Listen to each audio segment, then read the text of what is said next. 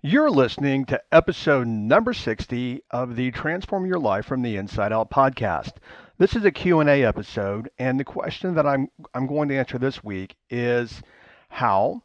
How do I work from point B instead of to point B? See, most people work from where they are to where they want to go, and when you work from where you are to where you want to go, that keeps you trapped at where you are. Keep listening. Hi, I'm Jim Fortin, and you're about to start transforming your life from the inside out with this podcast. I'm widely considered the leader in subconscious transformation, and I've coached super achievers all around the world for over 25 years. Here, you're going to find no rah-rah motivation and no hype, because this podcast is a combination of brain science, transformational psychology, and ancient wisdom all rolled into one to take your life to levels you've never thought possible. If you're wanting a lot more in life, to feel better, to heal, to have peace of mind, to feel powerful and alive, and to bring more abundance and prosperity into your life, then this podcast is for you because you're going to start learning how to master your mind and evolve your consciousness. And when you do that, anything you want then becomes possible for you. I'm glad you're here. Okay, so in the introduction, I said that most people actually work from where they are to where they want to go, and that's the reason they never get to where they want to go. And B is because they're working from where they are.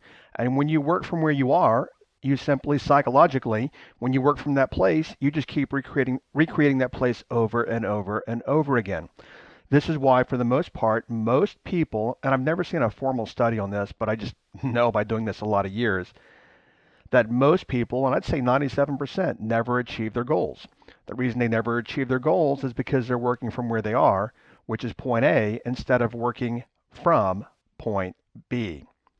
Okay, so I want to read the email, her question here, Kathy's question, and she says, your podcast covers a lot and how to get from point A to point B. What I need to work on is knowing what point B is. Nothing sticks out to me as the thing that I would absolutely want to succeed at. When I try to think of the thing I would do if I knew I couldn't fail, I come up with a bunch of stipulations. I've had several different career switching tracks for various reasons, mostly being the relocating spouse related. I would love to discover my point B and make my way to it. Okay, so here's the thing. Here's the challenge already, Kathy, is that I can't discover your point B for you. You have to discover your point B. What you're looking for is you're looking for steps and processes. And I think what you might also be asking is, what am I here for? What is my passion? What am I here to do? And again, unfortunately, that's the one thing that I cannot help you with. And then through reading your question, what it appears that you're getting into is you're thinking about what you might want to create in life, maybe, and we'll jump around here a little bit with your question. I think that what you're doing is what most people do. You really do know what you want, but you think you don't know what you want because what you think you do want, you think you cannot have. And you do not see a way there. And I see that more often than not. As a matter of fact, if I ask all of you, what is your point B? What do you really, really want in life? You probably know that. But then, and you know, you've thought about it for a lot of years. But then what pops into your mind is, oh, you know what? I can't have that because of what Kathy calls stipulations. I can't have that because of A, B, C, D, E, F, and G, and let me give you all the reasons. My director of operations, Nikki, she runs the entire team, and I'm hands off with the team, as a matter of fact. Nikki runs every bit of it. And she told me, I don't know, 6 months ago or so, she goes, in the weekly meeting, I told everyone on the team that every one of them needs to be acting as if they are contributing and working on a $10 million a year team. And Nikki gets it, and that she's setting up the entire team to work from point B, which is 10 million a year in 2020, as opposed to us working from where we are now, which is still in the several millions of dollars, working from where we are now to where we want to be. She has shifted the entire team to working from the 10 million a year. And then how would we do that? How would we all show up on the team differently if we were working from point B, which is $10 million per year? Now, that's what the motivational speakers call acting as if. And a lot of you are probably familiar with that concept, acting as if. Here's the thing also, and then I'll come back to Kathy's question. For most of you, there's a lot of fear, a whole lot of fear and a whole lot of uncertainty, lack of clarity between point A and point B. As I said, every one of you, you probably know what your point B is. But the reality is that you, and actually your thinking and your stories and your identity, because you hear me talk about identity a lot, and your subconscious programming, is what stands between you at point A and point B where you want to go. So when I ask you, and I ask all of you, Kathy included, what do you want? You know, being a coach for a lot of years, when I ask that question to people, what do you want? What I generally hear from people is not what they want. What I generally hear first is what they do not want. And people will say, you know what, I do not want to find myself in a position where I can't pay my student loans and my mortgage and take care of my family and my kids and my elderly parents and so forth and on and on.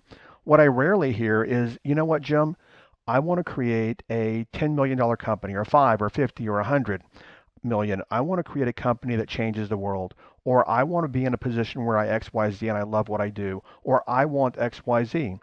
I rarely hear that. And you know, as you're listening to this, I'm tripping over my words today.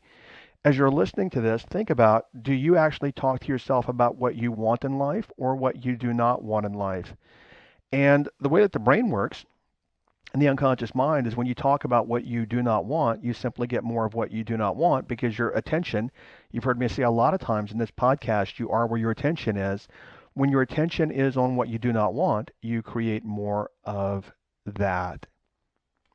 Something else, there's been a lot of research on this, is that most of you, and I say most, and I'm cautious when I use most and many and some in terms of qualifying amounts of people, but most of you actually, and when I said research has been done on this, most of you are so focused on trying to keep what you have because you don't want to lose what you have that you won't even reach for more. And what I tell people a lot of times is that's like actually wanting to steal second base, but keeping your foot on first base. Something that I told the current coaching group that I have right now, and it's very profound. It's not a little meme on Facebook or any of that, and obviously it could be, but it's very profound when you get your mind around this, is I don't care where you are in life. I have clients, their companies make 100 million a year, literally. Most of my one-to-one clients, and I don't have many right now by choice, they're all seven-figure earners. So I don't care if you're at a million a year, 100 million a year. I don't care if you're at 70,000 a year or 50 or 30. Meaning when I say I don't care, I'm just sharing a concept with you here, is that, and I learned this from a friend of mine that's extraordinarily successful many years ago. And he said to me, he said, Jim, you have to give up what you have to get what you want. So you listening right now, you have to give up what you have. And we're afraid to do that for the most part. That's why there's so much fear between point A and point B. And I'll come back to Kathy in just a moment. But you have to give up what you have, and you have to give up your ways of being, and you have to give up your habits that keep you from point B. And a lot of us don't do that because then that creates anxiety for us.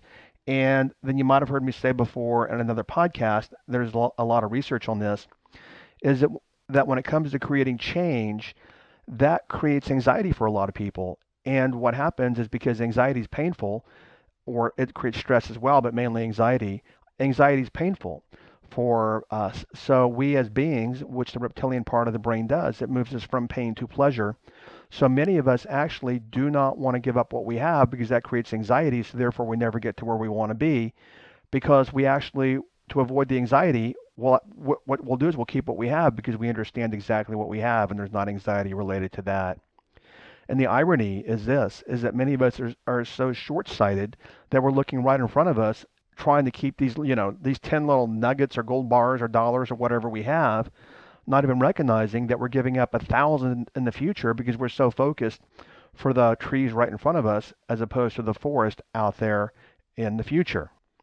To continue on that vein as well, we're all wired differently from our childhood.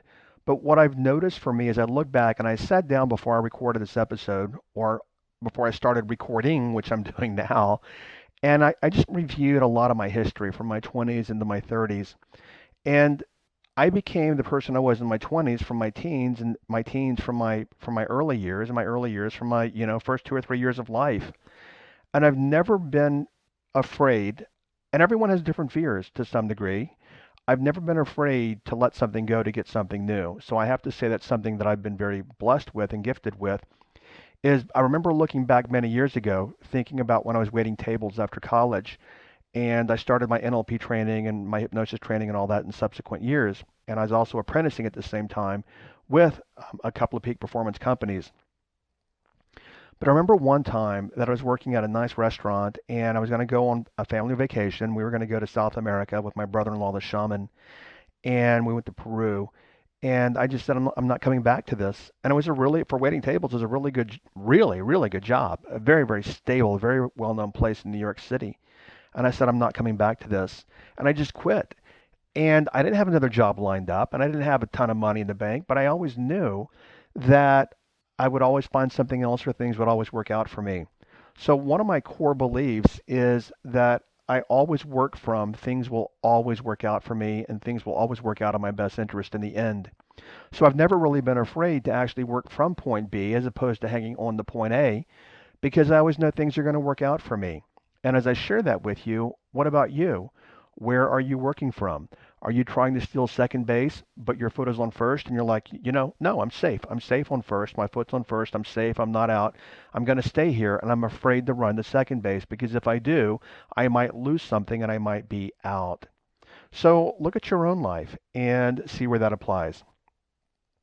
All right, I want to dig in here for a few more minutes, and then, so Kathy's talking about point B, but you have to know what point B is. So you have to know what it is that you want to create. And one of my coaches said to other people, and I heard her talking about this, and a phenomenal coach. She said, when I coach people, if they don't know what I want, I cannot coach them. Because if they do not know what they want, then they do not know what they must commit to, and I cannot coach non-commitment. And so speaking here to Kathy this is your journey. This is this is for you. And you hear all kind of, all kind of personalities and all kind of experts and gurus and blah, blah, blah telling you, well, this is what you do and that's what you do and this is what you do. I'm going to just share with you simple wisdom that I learned many years ago, and perhaps it'll be helpful. Maybe it will not. I see a lot of people waste their lives. And what I mean by that is they waste their lives thinking, you know what, I can't be a dancer or an artist or a singer or a painter or a speaker or this or that because I have to stick with my 9 to 5 job to pay my bills. So what they do is they waste their life doing something they do not really enjoy. And consider that for a moment. I mean, what a waste of life. Your life is amazing, but yet many people choose to waste it out of safety and security when that doesn't exist in the first place anyway. There is no such thing as security because guess what? You're going to check out and you're going to leave the planet someday anyway. But so many people with their fingernails, like they have their claws into things and they try to hang on to things and they're afraid to go to the point B because they want to hang on to point A. So what I'm going to share with you is where I work from. And I heard this, I remember the day I heard it. And then I've also learned this by working with the shaman, my brother-in-law, that teaches or gives me the opportunity to learn, let me put it that way, is Les Brown said, he's a motivational speaker. I heard him say in 1992, and I remember the event, I remember the place, everything. He said, what would you do every day with your life that you would love to do even if you didn't get paid? Well, that's what I do for a living. I mean, obviously this podcast is part of what I do, but I ask you that same question. What would you do every single day if you didn't get paid? Now, speaking of shamanism, I don't know where you are in the series. If you've been with me for a while, you know my brother-in-law is a shaman. And his mentor once said to me, he said, the most important thing that I did in my lifetime was I decided what I had to do before I crossed over, and that was my life path. Now, when he said crossed over, what he means, most people call that dying or passing away. He calls it, transitioning over. But he said the most important thing that I ever did was I decided and recognized what I had to do before I transitioned over. And so I ask you, Kathy and all of you, what are you here for? Are you here just to mark time and make dollars and then kick the bucket? Are you here to make the world a better place than the world you came into? Kathy and every one of you, defining your point B, I'm going to be really simple, is, and I'm going to say this also that I've learned from my brother-in-law and his mentor, is pick a path with heart. What was said to me many years ago is that all paths in life will lead to the same place. Your path, my path, everyone listening, wherever you are in the world, all of our paths are going to lead to the same place, and that is death. Because we're all going to kick the bucket one day. We're all going to blow this popsicle stand and leave the planet. And considering the fact, and it is a fact, that all paths lead to the same place, which is death, then choose a path with heart.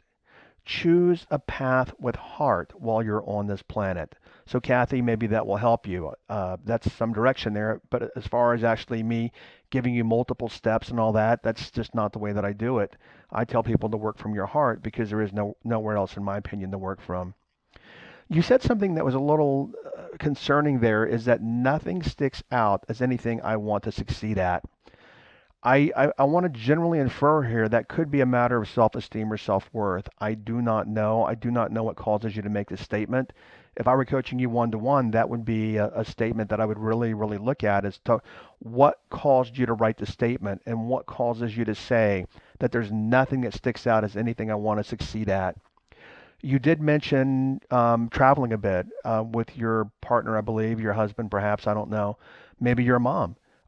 Wouldn't you want to be the best and most empowering mom that you could possibly be? I want to move on there, but I don't know what to say there because I don't know where that's coming from. Next, you say when you try to think if you cannot fail, a bunch of stipulations. Well, then what's actually happening here is you are not working from 100% possibility. You are literally not working from thinking about cannot fail. You are not working from 100% possible 100% of the time.